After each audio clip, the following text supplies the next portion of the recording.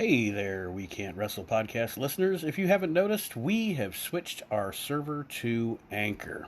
If you haven't heard about Anchor, it's the easiest way to make a podcast. Let me explain. First of all, it's free. There are creation tools that allow you to record and edit your podcast right from your phone or your computer. Anchor will distribute your podcast for you so it can be heard on Spotify, Apple, and many, many more. You can make money from your podcast with no minimum listenership, and it's everything you need to make a podcast all in one place. So go ahead, download the free Anchor app or go to anchor.fm to get started. Highly recommended by me and everybody else here at the We Can't Wrestle podcast.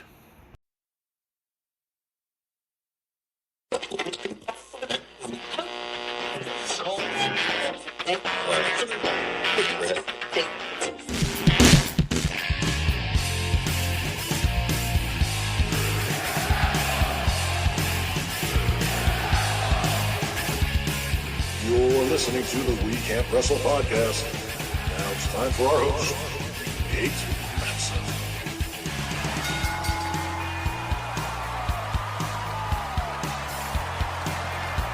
Hello, wrestling fans, and welcome to the latest edition of the We Can't Wrestle podcast. Episode 143 is upon us. Nate Maxon here with you, along with my brother Aaron. Hello. And our brother from another mother in New Jersey, Mr. Archie Mitchell, is here with us. Woohoo! What's up, everybody? How we doing out there tonight, guys? I'm okay. I'm a little upset, though. I thought this was the indie results show. Oh, yeah. Well, we had fun with that this past week on Slice of Time on WrestleNet Radio, the indie results. That was a good time. I hung up from you after we got done recording, and I had a headache 20 minutes later. It was like I laughed too hard. There were some What's that, Aaron? My allergies destroyed me. And, I took, real quick, I took, a little allergy pill that you, get off the shelf, you know? And it didn't do anything. So I'm like, okay, I gotta up my game. I'll go to the pharmacy. So I go behind I'm like, give me the $12 shit, you know? Good shit. Give me that. So I take that, and I felt 10 times better. But I was still, coughing and stuff, and I was going to sound bad on the show. So I don't know.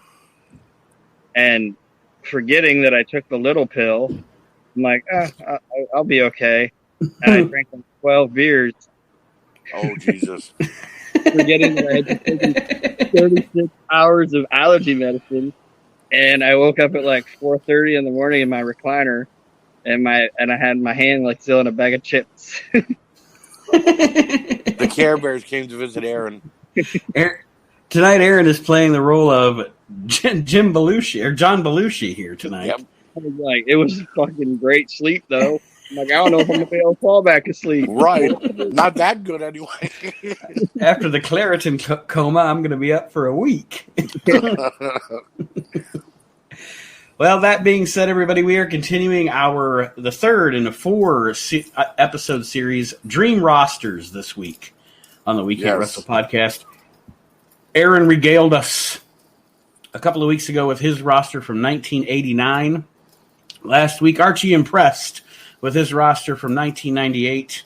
And this week, I am tackling the year 1993 in professional wrestling, building my roster of 30. For those of you that haven't listened, well, first of all, what the hell? Secondly, we get 30 stars of any wrestler available from that select year, and you can then select your tag team champions, your world champion, and of course, as we went on, we kind of improvised. We get our broadcast teams and our interviewer, and et cetera, et cetera. And because Aaron and Archie played the manager card, I'm going to do that a couple of times on mine too. Yeah, you kind of have to. Yeah, it makes it fun. You have to have those. You have to have those ancillary characters hanging around. So here we go. I'm just going to start. I got the year 1993 again. I get to choose 30 stars. I have. I kind of actually wound up doing my list kind of like Aaron did: 10 heels, 10 faces, 5 tag teams. Okay. So here we go. We are going to start. I'll start with my heels. And the first, 6 guys, no particular order. And then we'll get into who the top guys are. But My first heel that I chose, the year 1993. He's very young in his career. He's about to really start making a splash in pro wrestling and becoming a big name and kind of help revolutionize things in the business. I'm going with Sabu. Okay. Sabu will be on my card to most definitely be something different. You think about 1993. I think 93 was when he was still in Japan. He hadn't even started in the States yet, I don't believe. Other than, he worked in Detroit for his uncle. But overall, 93, you've got a very young Sabu ready to make waves and make changes. And I would definitely have him on my roster in 93. I don't blame you. I think Sabu is a fantastic choice. And we know the upside guarantee. Mm-hmm. He's also a guy that you don't always have to be doing something with, if that makes sense. Like he doesn't. He can just be he doesn't have to be in an angle. He can just be like whoever you wind up getting into your top heel. He could just be the guy, like the fucking mercenary or whatever. Yeah, like he doesn't give a shit about a belt. Just point him at a guy and take him out. Or just forking a J-Bron, putting him through tables or whatever. Right. Okay, so my next heel that I picked is kind of a personal preference because I was a big fan of the character, and I think you could still at this time do more with this character and expand the character. I like the performer, and he shows, and we don't know, of course, if it's 93, but he will show for us in the future that he can evolve as well as a character. But I am having on my heel side Papa Shango. In that gimmick, Papa Shango.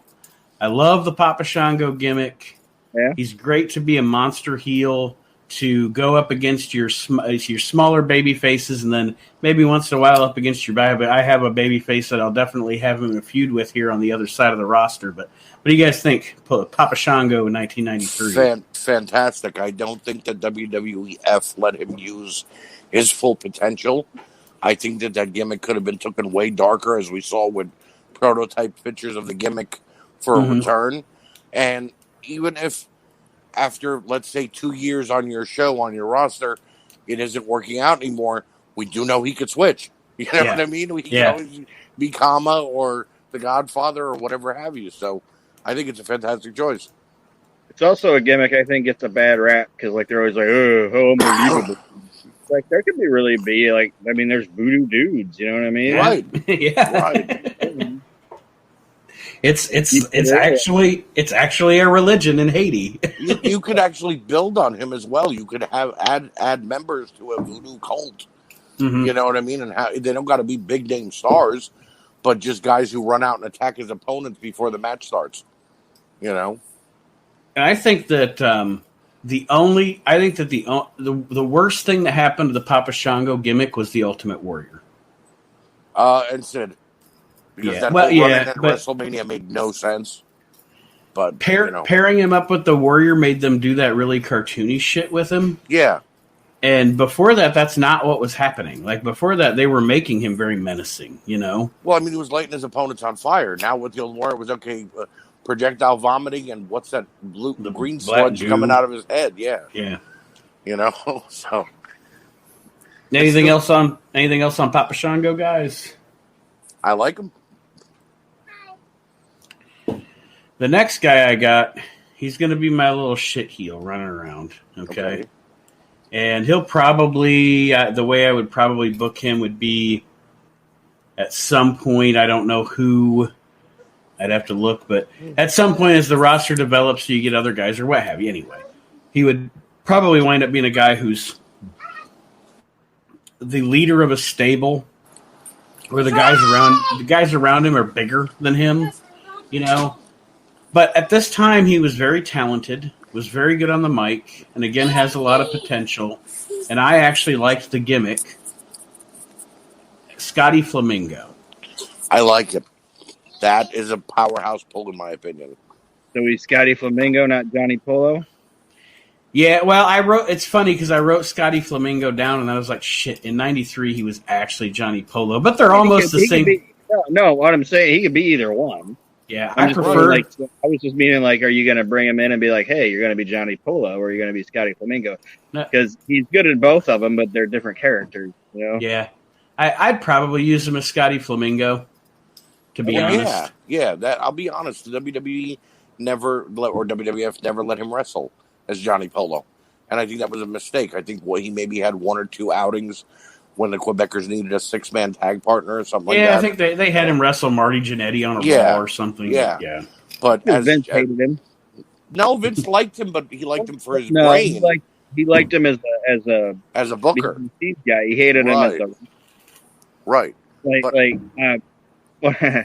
Not to trail off, but like one of my favorite things Raven ever said was when he went back to the WWE.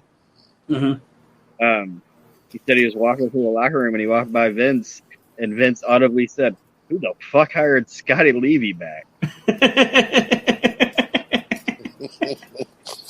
And he said in his mind, he's like, "Well, this is going to be a tough road to toe, but I'm going to get through it." You think Vince was ribbing him?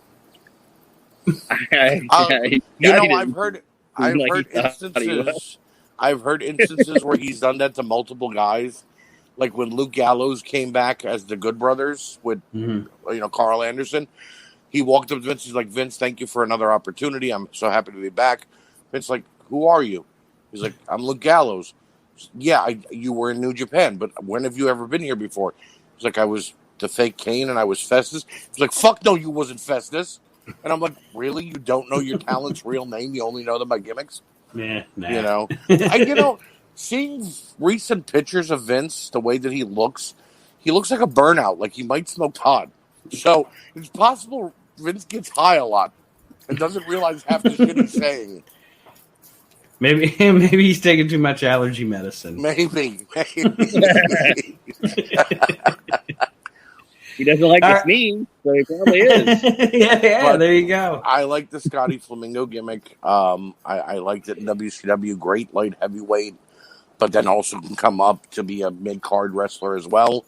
Yeah, well, and that's what I was going to say. I think he's what, like we talked about a few times on the previous shows. He's a Swiss Army knife because you can use him as kind of a wrestler / coach. You can use him as just a wrestler. You can even use him in the broadcast booth if you wanted to. You can put him on commentary if you felt like it. Yeah, I mean he can do anything. So right, the next guy, he can book for me. He would definitely be a guy whose brain I'd be picking as far as creative goes, along with a couple of other guys that I have here. But the next guy that I'm putting on my roster, because I want this guy to be able to kind of start out as a mid-card monster heel and work his way up into the main event, because eventually I would see putting my title on him at some point. He's not going to be my champion to begin with, but he's going to have great matches with all the baby faces on the other side, and eventually if he turns face, he could have great matches with the heels on this side, and that is 1993 Bam Bam Bigelow. Oh. And I'm taking Luna. Now, see, that works on a lot of different wavelengths there. Again, good singles wrestler, great heel, could be a good tag team wrestler. We said that about him on my roster in 98. Mm-hmm. And the thing about Bam Bam is, hey, I need somebody to challenge for a world champion. Okay, Bam Bam, go ahead. It's not unheard of. And when you hear, go ahead, Aaron. I was just gonna say, he never was bad, but this was the best Bammer in my opinion. I think so. Wise, this was when he was at his best. And when you hear some of the baby faces I have on the other side, some of the matchups that he could have here are going to be great. But yeah, Bam Bam, definitely going to use him mid-card, top of the card as time goes on. He can, like I said, he can be that guy that goes up into the, like you would do back in the day with like Davey Boy or something, during the time in between your huge shows, he can come up in the main event and challenge a champion or whatever. And then you get to the big shows and he kind of goes to the main or the mid card, but he could become a main eventer too. You never know. and this might be stupid. If this is, I feel like I'm being your booker. This might be stupid, but you're talking about Scotty Flamingo, but you also got Luna. Like, I'd put Scotty with him and have like this dynamic with, and Luna's still with him too, but like have this dynamic with like Luna and Scotty, right? Where eventually you get like a fucking Luna Vachon Scotty Flamingo match, and like Luna, right? I love it. Maybe Luna coaxes the Raven out of Scotty Flamingo. Drives him mad. Beats the shit out of his little ass. It would be fucking fantastic. Yeah, he gets his ass whipped like 3 weeks in a row. Goes away for about a week or two. Comes back and he's Raven. You know. You made me think about my mom and how she used to slap me around. Right. You got a mullet too. She paints on her face too. The next guy is going to be, the next heel is going to be one of my vets in the back. He's also going to be able to, at this time, he'd still be able to be a main event heel. He's one of my favorites of all time. And he could be a mind. You know, he could be a mind that could be part of my creative team also. Jerry the King Lawler. Goddamn right. That's not a bad choice at all. 93 Lawler is pretty damn good. You know, and the thing about Jerry is no matter what the age, because of the style that he wrestled, Jerry Lawler didn't bang his body up. So no matter what age Lawler is, he's still Lawler because he never, you know what I mean? Like he's still, a Lawler match is quote unquote easy to wrestle. So, definitely. And he was never a body guy. And I'm not like saying he was in bad shape or anything. And that's what I'm saying about, like, it's a lot of the same way with Funk. Like Terry Funk was fantastic. Funk wasn't a body guy. So it was like, until he started telling you how old he was and shit, you didn't think about Terry aging. Lawler was the same way. Like, Lawler was always kind of I don't want to say dumpy, but he was just always just like a dude. He just looked like a guy, yeah. Well, and with Lawler and Funk, even when they were aging, they didn't age terribly until, the last 2 years? Mm-hmm. You know, so the thing about Lawler is you get that shit-eating grin of a heel. You get a commentator later on. You know, you could always throw him in the booth if you want to. Mm-hmm. And he's not a bad booker for you either, if need be.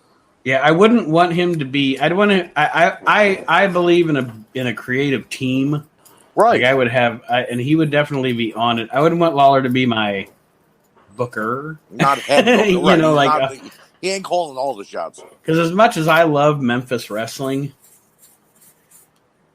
at times Memphis wrestling is kind of goofy. So, I mean, I love it. Don't get me wrong; it's entertaining as shit. But I wouldn't want my national promotion getting booked by Jerry Lawler like it was Memphis wrestling. No, I agree. Coming out of a box, you don't need that. Yeah, Lawler wins the title 47 times. But yeah, Jerry, I definitely think would be an asset to my roster, and also can wrestle as a heel later on. Could be the nostalgic babyface, you know, as time goes on. Next guy that I'm picking. At this time, very, very few wrestlers in 93 as dynamic as this guy. And I actually debated whether to put him on the face side or the heel side. And the only reason he wound up on the heel side was because there was another face I wanted to add. And it's Cactus Jack. You didn't have to even explain that because heel Cactus Jack in 93 was incredible. Well, but see, originally the reason he was on the face side was I was like, I'm gonna be like the first match when my promotion opens, when the lights come up and everything's, I could still do it. Fuck it, I could do heel if I wanted to. But the first match you're gonna see at the Nate Wrestling Alliance on TV when we come on the air is just Sabu and Cactus Jack. And you're gonna be like, I'm never turning this show off ever again. Right. But yeah, I mean, how do you go wrong with Cactus on your roster, especially at this time? Debuting tonight at 9:05 Eastern Time on TBS, the Nate Wrestling Alliance. Join us then. Starts at 9:05, and it's just already Cactus and Sabu in the alleyway beating the hell out of each other. Oh yeah, well no, I would have. What the hell happened? I would have had them start wrestling. 7 minutes before we went on the air in front of the live crowd. You've So the live crowd's already going fucking insane. You know what I mean? You're just turning your TV on and coming into this shit. And it's what did I miss? They said 9:05. Yeah, I'm hooked.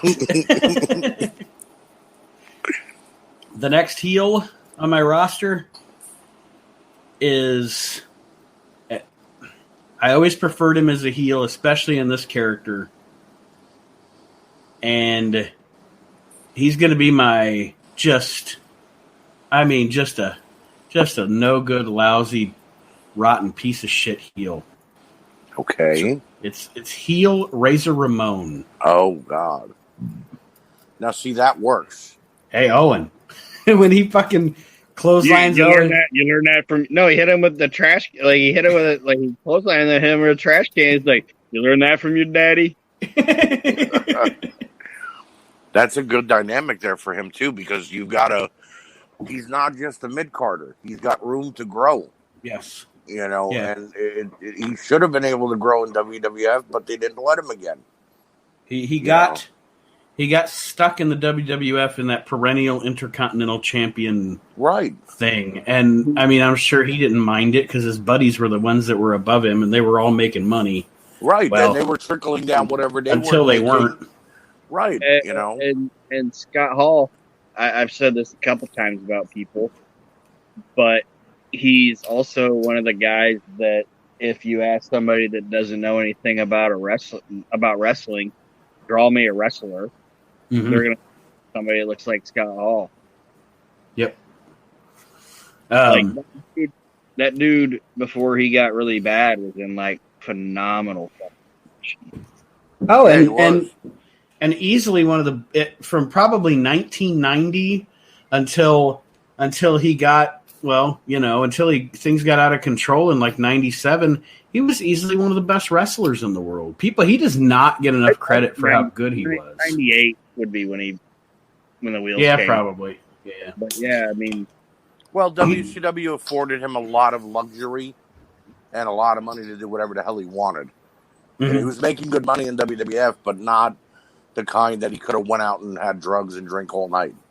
Right. So if you keep a watchful eye on him, he ain't going to get that bad. But I also want him to go off the rails, not like physical wise, but like verbally wise. Sometimes I want him to kind of go off the rails a little bit because they talk about all the click people and everything. Scott Hall, my voice is but Scott Hall was, in my opinion, one of the better people at fucking burying somebody. Yeah. Oh yeah. Oh yeah. Like Sean would blatantly do it. Kevin Nash would be like articulate with it. Yeah. But Scott Hall would just do it. You know what I mean? Like Well, my favorite thing that Shane Douglas ever said in a shoot interview was his first couple months in WWF, he'd go out there and he'd wrestle Scott Hall as Razor Ramon. They'd come backstage and Razor would go, "Hey, Shane, we're tough around here. You could pull your punches like you did in ECW. Go ahead." And then the first night, Shane actually hauled off and hit him. Walks backstage and goes, "Shane, you were a little rough out there." And Shane Douglas was like, "Well, which is it? Are you trying to get me in trouble with management? Are you trying to tell them that I'm Scott Hall's probably shit?" So. But yeah, he's gonna be my heel that just, I mean, almost to what Aaron was saying, even like the things that come out of his mouth, the fans just gonna be like, God, what a piece of shit, because that character, that initial Razor Ramon character was like that, and I really dug the heel Razor Ramon. And I'm not gonna get off on a tangent or anything.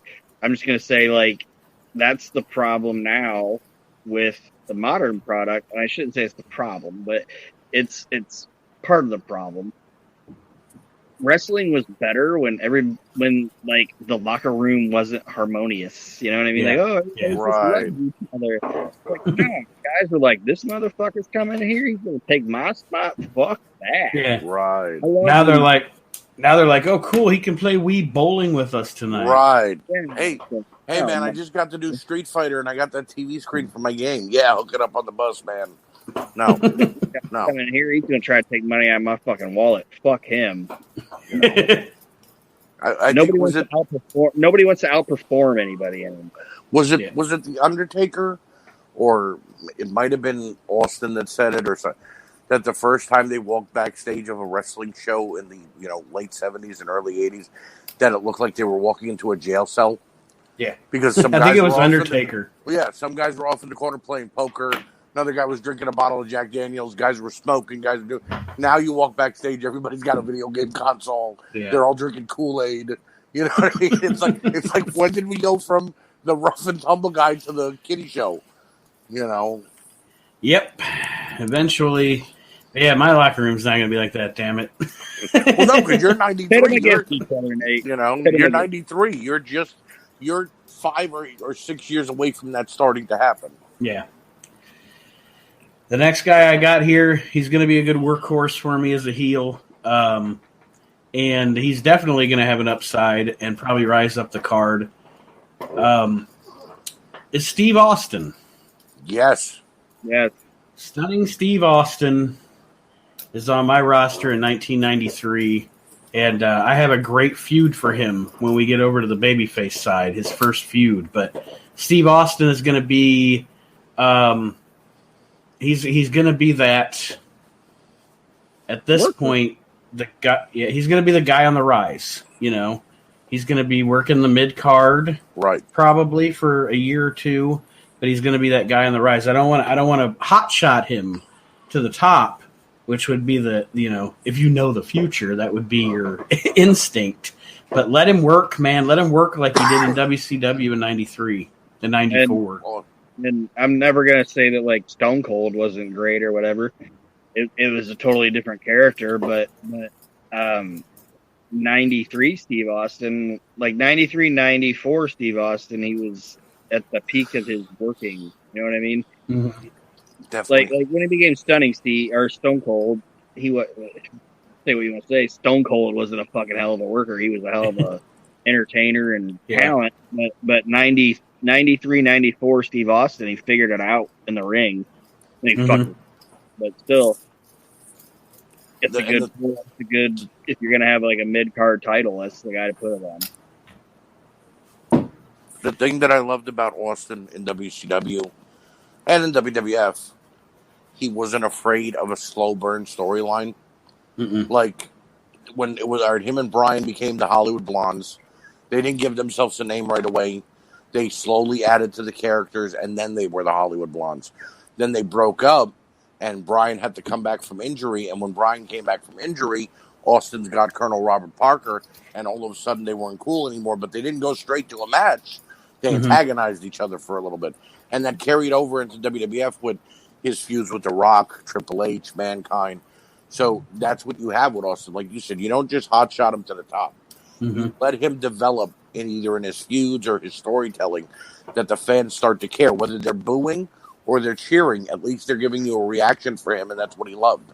Exactly. So, and I would be tempted, the next guy on the roster, because as I'm looking at this, I'm thinking, what would I do here? The next guy that I have, my second to last heel here, it would be somebody that I would almost be tempted to pair up with, and not necessarily a tag team, but like a loose association between these two heels. And we're talking 93, of course. So he's just tearing it up. He's one of the best workers in the world.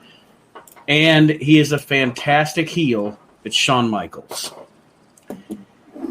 And I would almost be tempted to have Stunning Steve and Shawn Michaels almost have like kind of a loose affiliation with each other. Not that they're a tag team or not, but they're like, I don't know. You know what I mean? I like them as two heels who are buddy, but are trying to outdo each other. Like Austin goes out there and has a killer matchup, and he comes backstage, and Michaels is like, well, watch this kid. And, so like you said, they're not a tag team, but if they need to team up, they will. Right. Yeah, that's what I'm saying. Their hijinks sometimes bring them together, in that they have to team up against two baby faces or what have you. Right. And then you could eventually, if you wanted to, you could have, like, I would go I would go Steve on this route. You could eventually have Steve fucking heel Shawn, and then you turn Shawn face. You know what I mean? Mm-hmm. Yeah. You definitely want to go with Shawn as the babyface there, not Steve at this time. Right. All right. My final heel, and he is going to be my initial World's Champion because it's going to be fun to watch the babyfaces chase this guy. It's 1993. I'm not going Mantar. That's not till 95. Well, you could have made him now. That might be Bam Bam's new gimmick. Oh, God. No, my first champion and my top heel, 1993, can't go wrong with fucking Vader. Oh, no, you can't. You cannot. Excellent choice. Vader is my top heel. He is my first world champion, and baby faces are going to be chasing Vader because I am a heel champion fan. I like heel champion. Are you sneaking Harley in as the manager? Of course I am. Yeah, oh, you sneaky guy, you. And Harley can even manage Bam Bam too. Hell, Harley could manage 80% of your heels. Yeah. You know. But yeah, I don't think you can go wrong at the top of the card with Vader as your champion in '93. No, Vader Harley was great. Yeah, Vader was everything in WCW. When Flair left, and they didn't really want to keep going with Luger and Wyndham and Sting, and then Flair started to come back a little bit, but not fully yet. Vader was everything. He was the perfect replacement. To go from Ric Flair, the heel that, dirty tactics, to this big bullish monster was the perfect transition. All right. Ready to jump over to my... Oh, go ahead, Aaron. What's that? He's scary. He's just scary. You know what I mean? Like, yeah. Like, poke holes. Like, if you want to talk about wrestling, like, people, wrestling's fake or whatever. Like, at that time, like, poke holes in the fact that Vader is not a fucking badass. You know right. He was. Everything about him was a badass. He landed in Kuwaiti jail to prove it. Right. The funny thing, people make fun of those vignettes that they produced for Sting and Vader, the spin the wheel, make the deal, and the bash at the beach when him and Sid were on the beach against Davey Boy and Sting. But Vader was the only the scary looking part of it all. Everything else was cartoony. There was a midget. You know what I mean? It was bullshit. But Vader was still Vader. They didn't change that about him. The only thing I would say, if I'm booking you, if not, because Leon White, from everything I've heard, was the nicest dude in the world. You know what I mean? Yeah. Like, you like to ruffle feathers or whatever. I would look at Leon White in my locker room and say, Leon, I need you to be Vader in real life. Like, don't anybody try to tell you anything different when you're in that fucking ring. Like, don't anybody nothing. Make them take it. Yeah. All right, baby faces. Here we go. I want somebody that can have some exciting matches here. That's kind of of course, this is 93, so I have the benefit of having preliminary wrestlers. So all of my guys are going to be able to get over by wrestling preliminaries. But when this guy comes up against somebody like Bam Bam Bigelow or Cactus Jack or even Vader, he's gonna have a great match. He's also going to be able to put them over and make them look good. And he's actually one of my favorites. 1993, I got to put 2 Cold Scorpio on my roster. Damn it, I thought you were going to say Charlie Norris. Charlie Norris is selling hot dogs at this point. Right. No, Too Cold is a great choice. He dazzled crowds with that high flying ability. People make fun of his the song. You know what I mean? Oh no, we're using that song. Oh yeah, we're using that song in the Nate Wrestling Alliance. That's happening. They made fun of the way he danced. They made fun of that he was goofy. But then when he got in the ring, he was all business and was doing things that no one else was doing in that ring until the Cruiserweights came along like 3 and 4 years later. Yeah. So that's a perfect spot for the roster. And if it's 1993 and you want to fuck with people's minds, I know you said Cactus Jack, but be like, hey, we're gonna have Sabu versus Too Cold Scorpio. People Yeah. what is this? God damn. Why's Nate got two jobbers going against each other, and then the match happens, and people are like, "What the fuck did I just watch?" Scott Hall yeah. would even be like, I ain't following that. Yeah, that should have been the main event. And like I said, I mean, overall, then he's also somebody that can sell and get Right. a sympathy match with a Vader or Bam Bam Bigelow or something when Right. you're trying to, you know what I mean, put the heat on him. So the next guy on my babyface side, it's like I said, I guess parallel to where he was on the number 9 here. Much like Papa Shango, it's a personal favorite.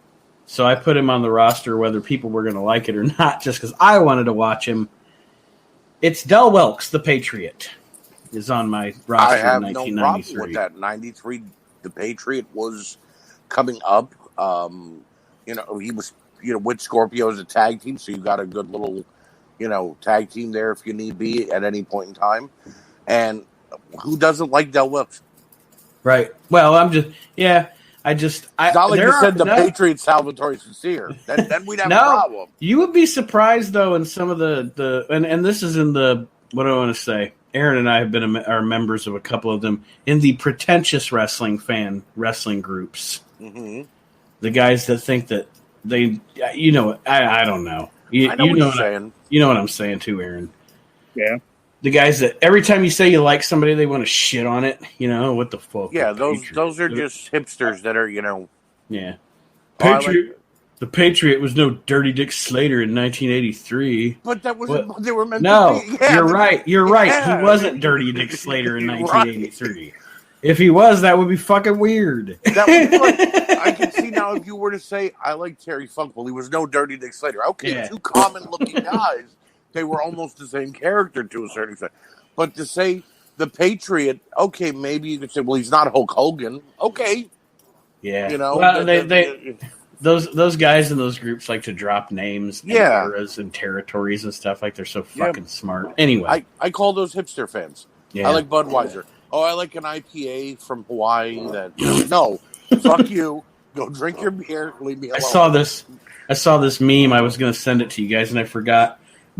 But it had a bunch of guys with like hipster caps on Mm-hmm. and long beards, and then like the too cool for school pinstripe thing with the vest or whatever. And it said the craft beer never stood a chance. That's funny. It's the truth. Like people, like I've had guys be like, "Oh man, you like to drink?" I was like, "I love to drink." You ever go to a microbrewery? Fuck no. Like, so you they and will your give you a story with every fucking drink they give you. Like, Right. This was brewed in 1967 in a fucking small in a thimble. village. And just give me another one. Like, don't tell me your fucking story. Well, the next babyface on my roster, and he's going to have some fantastic matches with the heels on the heel side, but he's also going to have some awesome when you have those face versus face matches to make everybody's ears perk up. But 1993, if I'm picking a roster and I get my choice of anybody in the world, Jushin Thunder Liger. Oh, what a grab. Is on my roster in 1993. That is an excellent grab, sir. You know what? I would love. I would, and it would be a clash of styles. But I think watching Jushin Liger wrestle Vader would be insanely good. Yeah, Vader. Even a match against Bam Bam, and then you got him with the predictable matches against Too Cold Scorpio or Sabu. Or how about Jushin Liger in 1993 versus fucking Shawn Michaels? I like that. I want to see that now, but we can't. Never. Those are old and retired. Anything on Liger, Aaron? You guys didn't bring him up, but you know what I'd like to see work with Liger? Who's that? Steve Austin. Yeah? Yeah. Give me some 93 Steve Austin versus Jushin Liger. Well, yeah, because 93 Austin was a different guy than 97, Austin. So, That's yeah. what I'm saying. This guy is definitely going to be having on my first show. See, I kind of booked my first show here, but Sabu and Cactus Jack are doing that starting thing. It's crazy. It's crazy, man. Crazy. I'll tell you.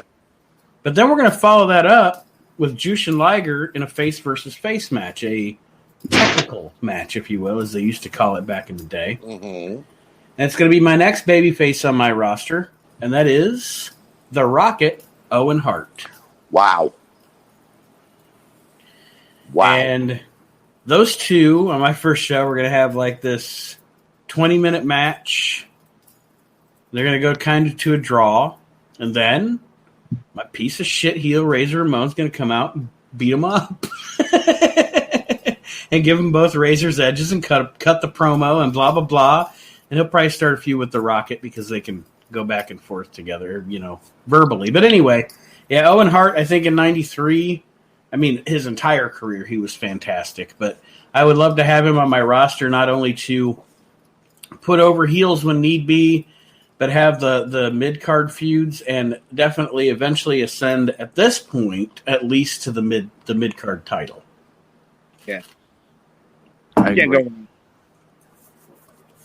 And then eventually, I kicked your leg out of your leg. He can be that Owen Hart. I in 93, you cannot have a roster without having Owen Hart. If you do, you're a fool. Right. I agree. This guy might get some pushback. I don't know. I don't know from you two. I don't really know what your opinion is, but Aaron knows that I was a mark for this guy back in the day. I don't think he ever got his due in the WWF. I was always a fan, but he always just came that close and then got pushed back down or got, they put him back in a feud he was in 6 months ago for no reason. But anyway, on my babyface side, I am going with Tatanka.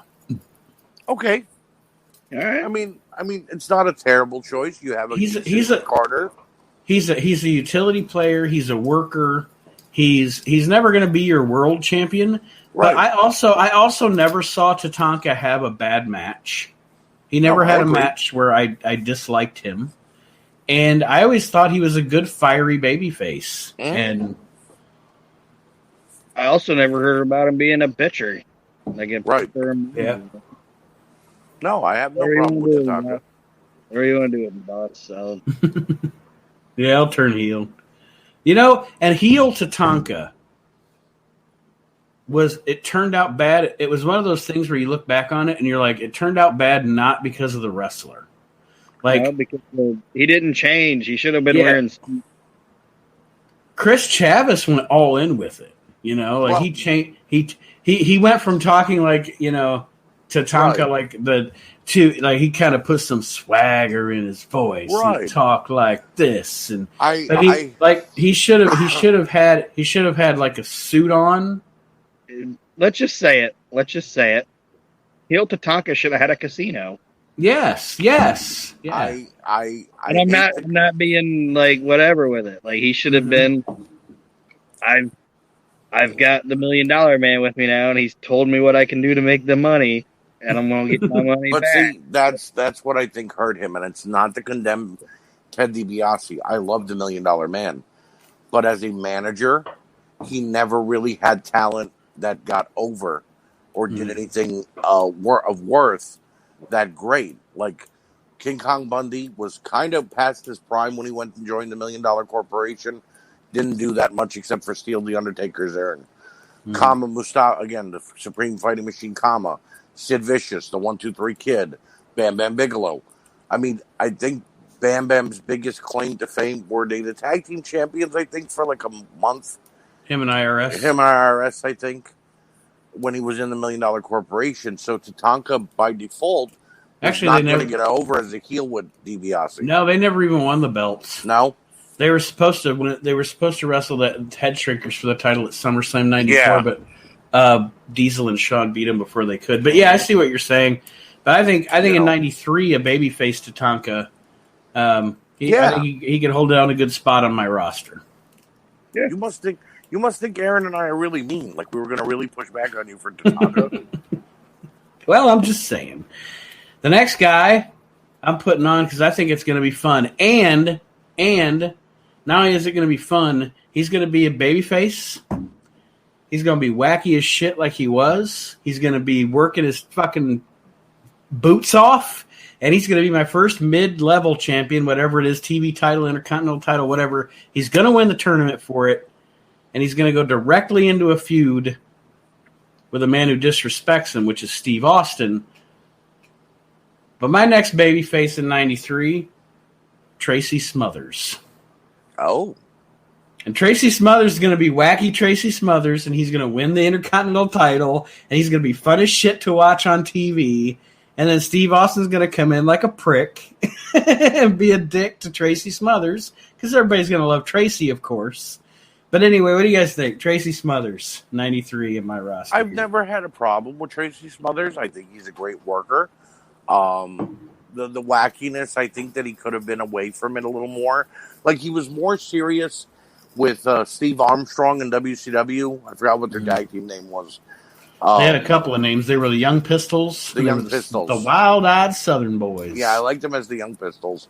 But he was serious there. Throughout the rest of his career, he was always Freddie Joe Floyd after that to me. The Tracy Smothers I'm thinking of in my head is Tracy Smothers and Smoky Mountain. That's what I was going to say. Okay. Make him the happy-go-lucky hillbilly. Then that works. He said, but not like, okay. Sorry, I don't want to cut you off. It's okay. But when I say make him the happy-go-lucky hillbilly, I don't want him to be like a stupid hillbilly. You know what I mean? Yeah, no. I think you knew what I was saying when I said fun-loving. You're like, oh, man, shucks, how's it going? But the minute somebody does something to him like Steve Austin, he'd be like, hey, man. Look at the size of my goddamn fist. Goddamn hand, man. He's like, I'll let anybody talk to me however they want to talk, but you ain't going to talk to me like that, motherfucker. You know? Like that's like, he said, Tracy Smothers would be, and Arch, I know you live like in Jersey, like, I don't know if you live in a bigger city, but like he's the guy I'm thinking about that lives in like the town Nate and I live in, where he's the nicest guy in the bar, unless you fuck with him. Right. No, I get it. I get it. Like he's the one guy in here that when he walks in, be like, "Oh, that dude's a hell of a guy." Oh, so I see where you're going here, Nate. Fuck with him. He wins the title. He's celebrating, and maybe Razor Ramon comes out, pats him on the back, and then blows him off, which pisses Tracy off, and you got an instant feud. Yeah, but I'm the disrespect for me is going to come from Steve Austin because I think Smothers and Austin would be a great feud. And also, Austin, guess what Austin makes fun of? What? His mom. Oh no!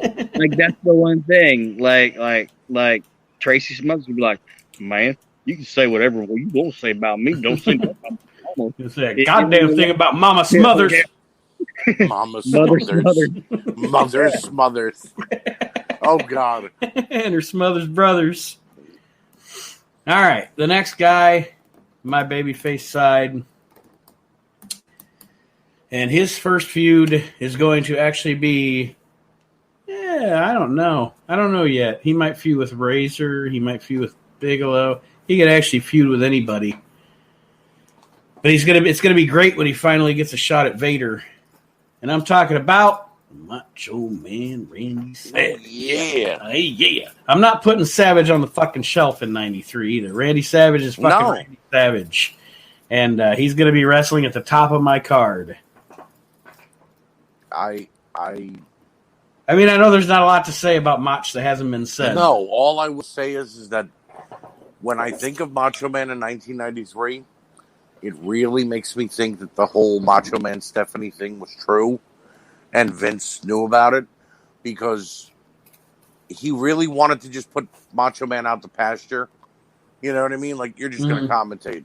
You're not going to, you're not getting back in the ring. Nope, you're not getting back in the ring. And it just, it escalated from there.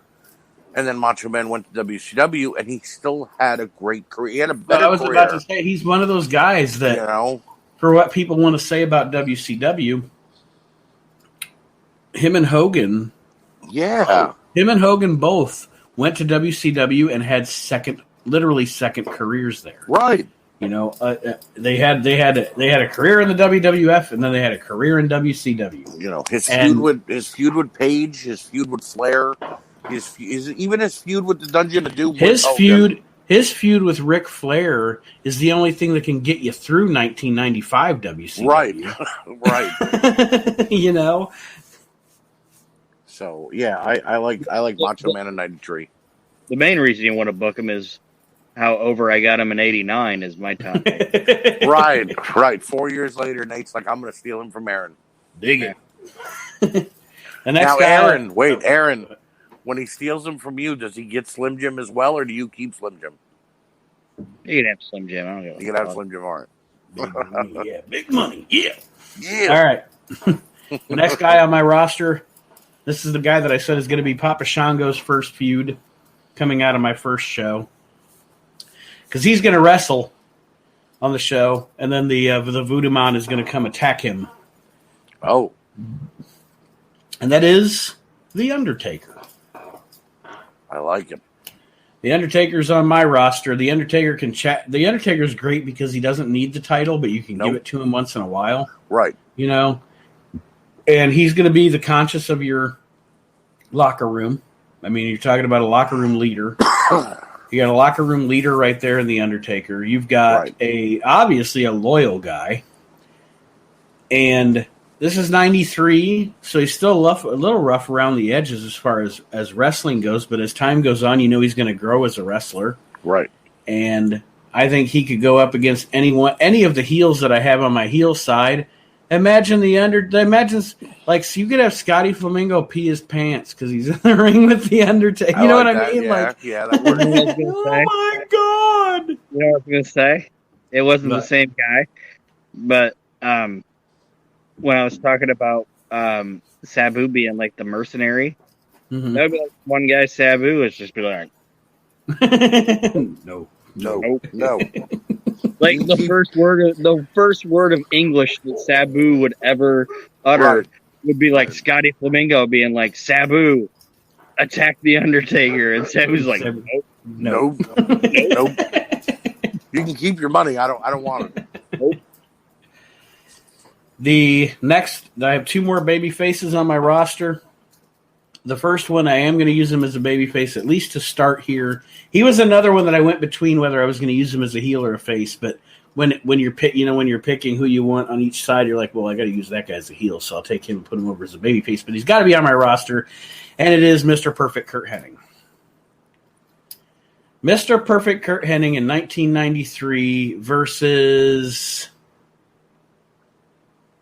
Shawn Michaels or Bam Bam or Steve Austin. Right. You know, just imagine. And then Perfect versus Vader. I don't know that match ever even happened. I don't think they were ever in the same company at the same time.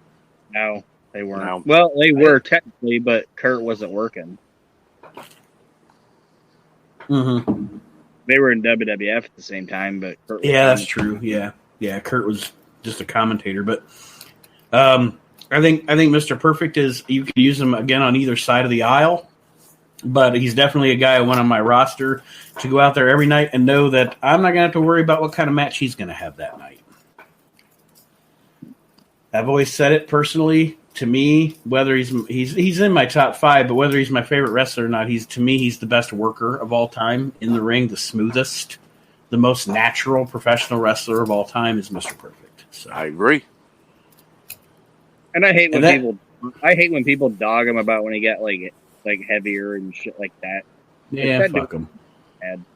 Kurt Hennig in WWF in 1989. He wasn't near what he was in the AW. It's like, fuck off. That dude. They can suck my balls because near the end of his life, when he was probably at his worst physically and mentally, he still has one of my favorite matches ever with Kurt Angle on Monday Night Raw.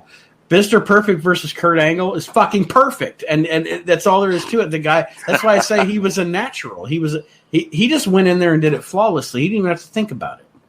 And he was you mentioned Owen.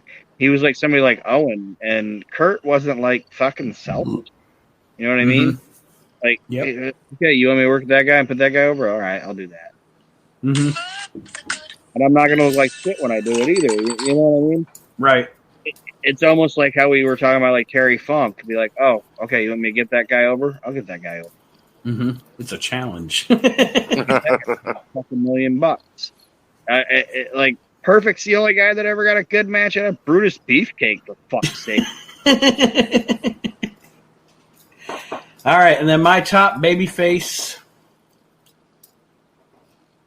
the number one draft pick as far as the babyface for me goes. Of course, it's 93. Of course, I'm a huge fan of this guy. There was no way he wasn't going to be on my roster. It is Bret the Hitman Hart. That's understandable. Bret was the leader of 1993. Yeah, well, and I mean, he's.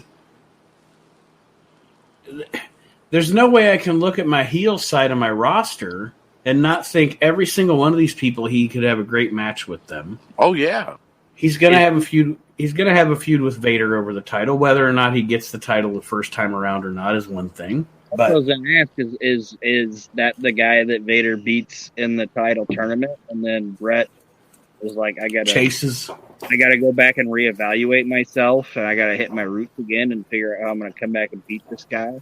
You know what I mean? That'd be a great story. Tell that story for a year, you know. And I love Bret Hart.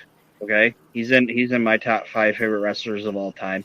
Hell of a storyteller, whether it's not even just in the ring, but just as verbally and everything like that.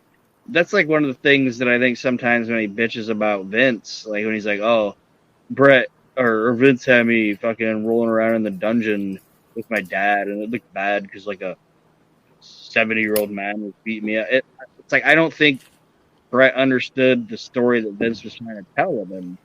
You know what I mean?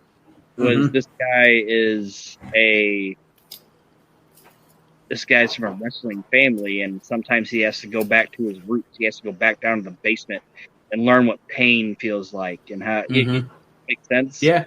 That's what you could do with the Vader thing. Like, oh, I'm gonna go in there and fight this guy, and then Vader, I don't want to say Vader like goozles him or like guzzles him or whatever, but Bret's like, oh, now I gotta go back and I gotta reevaluate. I'm complacent. I have to go back to where I came from and learn. Re-educate. I'm talking too much, but like re-educate myself on what it is to be like a badass. You know what I mean? And then you go back for a fucking year, and you let him tap out Vader after a year, and Vader doesn't lose anything if he taps out. Right. All right, so are you ready to wrap it up? Round it out with my tag teams here? Yes, sir. All right. The first tag team that I'm picking to be on my roster, Samu and Fatu, the Head Shrinkers. That is a good choice. For 93, they were slowly coming up the ranks. Great title reign. They had the best tag team match of 1993 in America. Was that against the Steiners? Yep. Yeah. My opinion. Now, do you get awful with them, or I do? Oh. Well, then that's a good choice. But I think if you didn't pick Alpha, you know who I was going to say put with him? Scotty? No. No. Harley Race. Yeah, not bad. And when you're like, Harley, why are you with the Head Shrinkers? And Harley's just like, I like watching them beat the shit out of people. Yeah. Like, I enjoy it. They are going to have fantastic matches, and they're also two guys that you can say, I don't want to say you don't split them up, but I'm saying if you want to have a tag team wrestler wrestle Randy Savage or something, you know, Fatu was always better to me in a singles match than Samu was. Samu always came off to me more as a tag team wrestler. Yes. But yeah, definitely the Head Shrinkers. And then my next team, they are actually, as I'm looking at my roster, they're probably going to be somehow associated with, also in this loose association with Shawn Michaels and Steve Austin. building a little kind of loose stable here, but I've got the team of Arn Anderson and Bobby Eaton. Oh, wow. They are. I said it a couple of weeks ago or last week or whatever when we talked about Bobby. Bobby's the best tag team wrestler ever, and Arn was one of his better partners. You know, agree. And they were a great team, and they're always going to give you a good match. And cheating wise, you get Paulie. I get Paulie and Medusa. They can eventually also be singles wrestlers as well. Well, and Arn can. What? Bobby was a decent singles wrestler. He held the TV title for a little while. But I would always, to be honest, and it's just my personal preference, if I broke Arn off from Bobby, I would probably put somebody else with Bobby. I just prefer Bobby in tag teams. I don't know why. I always liked Arn better with Bobby than I did with Larry Zbyszko as the enforcers. I don't know why. They were a good team. I'm just not a big Larry Zbyszko fan. But Arn and Bobby were fantastic as a team. They worked very well together. And then they even feuded a little bit as well in Smoky Mountain afterwards. So you've got that offshoot where they can feud if they do break up. I liked them better, honestly, and I love Paulie, don't get me wrong. But and WCW didn't do much with it. They dropped it quick. But I liked it better when they were with Mike Hayes. Yeah, that was fun. Because it was like, oh, Bobby Eaton, he was in the Midnight Express. Okay? Arn, he was with Tully.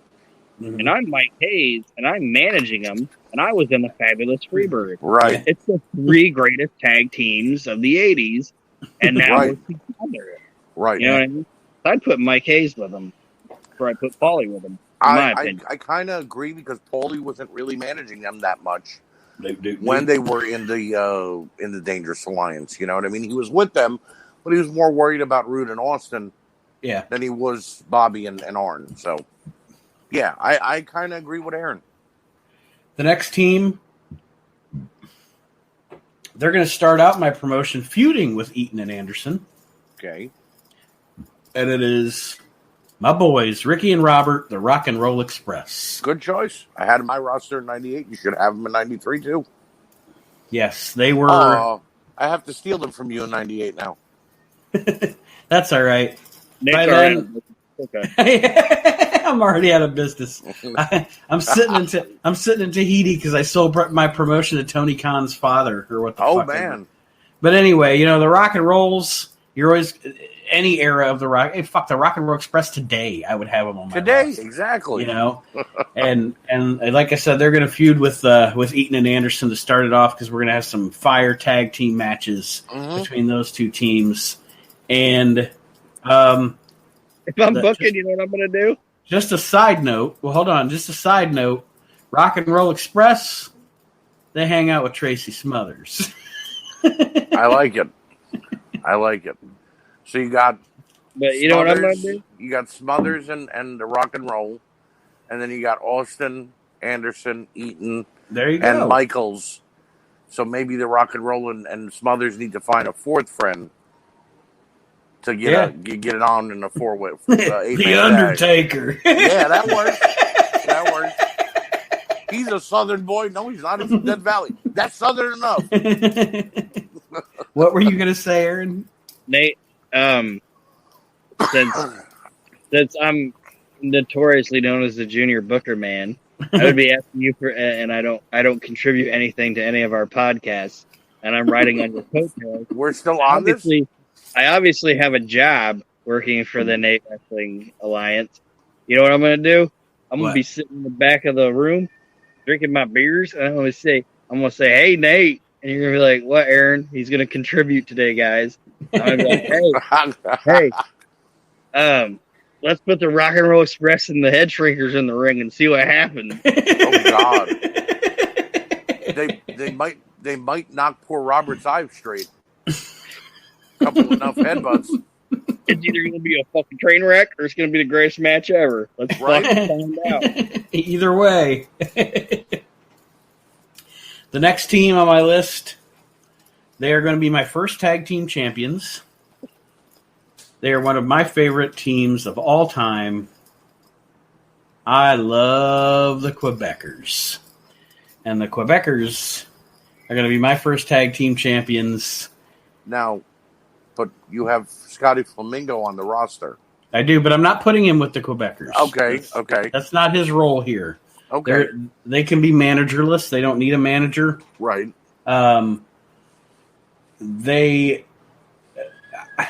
Those guys were, and I've had this internal debate, and I think I've talked about it on the show before. What do I like better, the Fabulous Rougeaus or the Quebecers? And I always lean toward the Quebecers. Quebecers. And it's like I've told Aaron. Aaron and I have discussed this in the past. You look at the first year of Raw, it was the Quebecers show. Yep. Like everybody else was there. They would come in and out and whatever, but the Quebecers were on every fucking week, defending those tag team titles or losing those titles or winning those titles back. And they were always heat magnets. They got so over that the crowd would start singing along with their song. And that was the best thing about them. It seemed like they were almost meant to be a comedy routine because of the song. You know, we're not the Mounties, you know what I mean? But then because of their pure work ethic, you know what I mean? Those two guys, put them in the ring with anybody, whether it was the Steiners, Men on a Mission, you know what I mean? The Head Shrinkers. It really 1, 2, 3. Right. It didn't matter who they were fighting. They melded to their opponent's abilities and then had a great match with them. And for all intents and purposes and everything that's been talked about Jacques Rougeau, he's a prick. But that's fine. That's all right. But he's, considering everybody else that was a prick at that time, he was allowed to be a prick. You know? That's what I was saying. I want some shit talkers in the locker room. I want people that are keeping people on their fucking toes and not letting people be complacent and being an ass. That's what the wrestling world needs, an asshole. I find it odd that Pierre Carl Ouellet still wrestles. PCO. Yeah, PCO. He was their world champion for 6 months. And don't get me wrong, he reinvented himself. He's like a Frankenstein monster now. But it's like, wow, that guy could still actually go. He's still wrestling like when he was Pierre in the Quebecers. Well, and you know what? And I know you don't like him, Archie, and I am a fan of him. I'm a fan of Danhausen, okay? I'm not a fan of Danhausen.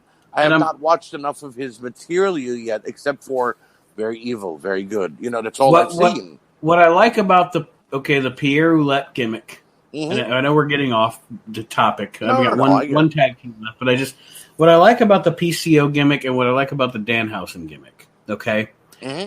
There is a place for comedy in wrestling, and it is not Orange Cassidy kicking someone in the shin. I agree. But the way that PCO does it, they don't say, it's not like a Vince McMahon stupid shit where he's actually a Frankenstein. Right. He's psychotic. Right. All the years of being hit in the head. And there's a story. Yes, there's a story. He's a psycho who thinks he's a Frankenstein monster. Right. That makes sense in the realm of wrestling. In Vince McMahon's WWE, he would actually be a Frankenstein monster. Right. Right. Danhausen is essentially just a quirky guy who does funny things, but when he gets in the ring, it's remotely serious. That's what made me make the custom of him recently, because I watched the part where he was supposed to wrestle somebody, and he's like, well, I found you a really good, really evil opponent, and it's PCO, and now he goes to the commentary desk, and PCO's fighting his opponent next to him. So how did you get in touch with PCO? He's like, oh, I wrote him a letter. And I'm like, what? Wait, what? Wait a second, what? But it makes sense. He's explaining the story of how he wrote, I love you. I think you're a great wrestler. I've been a fan since you were the Quebecers. And I'm like, this guy's actually telling a story right now. Yes. And guess what? I'm entertained. I want to hear more. Yeah, none of it takes place in a magic world or is unbelievable. Like, example, and then I will get to my last tag team, I promise. Okay, there's the shitty spots with Orange Cassidy where he does things that make other wrestlers. The worst thing about the Orange Cassidy gimmick is it diminishes any other wrestler he's in the ring with because it makes them look stupid. Can I sorry. Danhausen, have you ever seen Danhausen's tequila thing? Yes. Okay. Like I said, I've only seen him cut a promo. I haven't seen him wrestle yet. The tequila spot that he did was actually realistic because the other guy was selling on the outside of the ring. And then they start And they started playing Tequila, and Danhausen did a little dance on the thing, but the other guy was selling, because Danhausen did actually knock him out or whatever. And then when the guy got up, when it said Tequila, he kicked the guy in the face. Right. That works, on a certain level. Right. That's where comedy can be okay in wrestling. I agree. Aaron, you were going to say something. I was going to say, I tried to watch Modern Wrestling the other day, and I shouldn't say the other day, like the other week, and you know what, like made me the most mad, and I was just like, I'm done. I'm not watching. What was it? I watched Sting do the Orange Cassidy gimmick. Oh, yes. I didn't, because I don't watch anything Orange Cassidy's on. But if Kenny Omega or Orange Cassidy are on, I fast forward through it. So I didn't see it, but I did read about it. Sting did the can't break an egg little kick things that Orange Cassidy, and I was like, nope. If Sting's doing it now, we've lost the plot. Ric Flair will be doing it in a couple of weeks because he's going to be. The funniest part about that whole thing of him doing the Orange Cassidy kick thing was Darby Allin sitting in the ring going, what the fuck are you doing? Like, even Darby Allin was disgusted by it. You know what I mean? And I like Darby Allin. I'm not saying anything against him. But it's like, I don't know if that was even a planned spot, because the look on Darby's face was like, dude, you're Sting.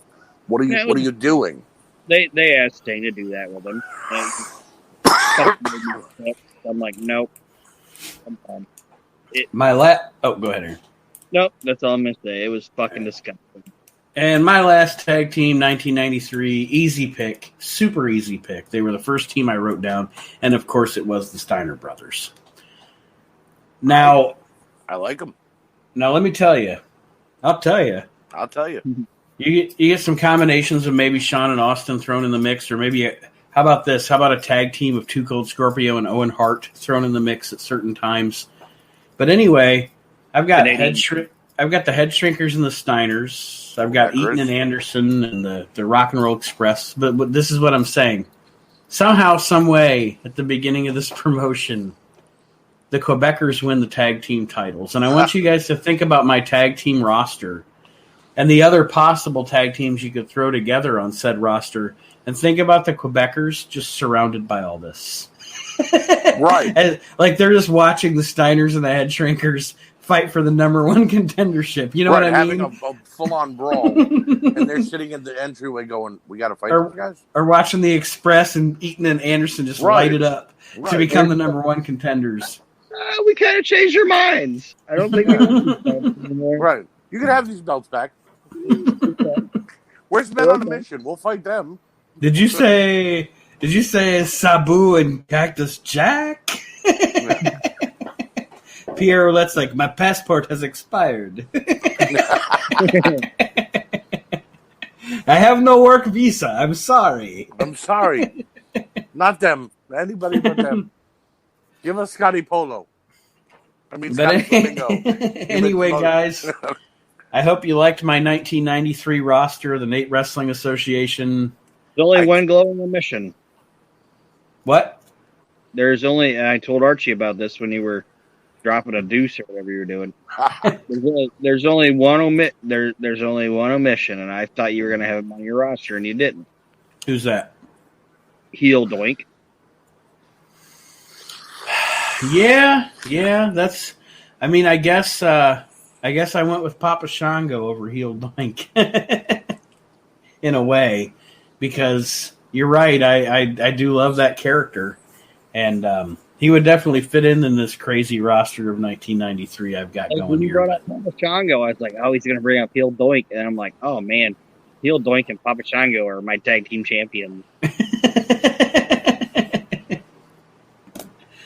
All right. Anything else, guys, before we sign off this week? No, I think you have a great roster. I'd like to tune in because you have some matches I'd like to see. And I think you did damn good. Thank you. I agree. And probably in a couple of weeks. We probably won't have an episode next week, ladies and gentlemen, because the We Can't Wrestle studios are moving. But after that, we will get to David Gold's roster. He's the final guy to do his roster. He'll be doing his roster from 1999 on the next show. Yeah, he cut his power out just so he could be the fucking main event. Wait, can I just do something? I need to just do one thing. Nate, say what you said again about the We Can't Wrestle Studios. The We Can't Wrestle Studios are moving. We're moving on up to the east side. Which is so blocks away. Because it's a small town. But when I get to the new studios, I will find out the beans don't burn on the grill. But fish does fry in the kitchen. It just makes an awful smell. Well, all right. Now that we've gone, what's happening? Are we getting? Are we gonna do the theme from 227 next? I don't remember that theme. I'll do different strokes. But anybody that remembers the show 227, you're cool. Yeah. Mary. That's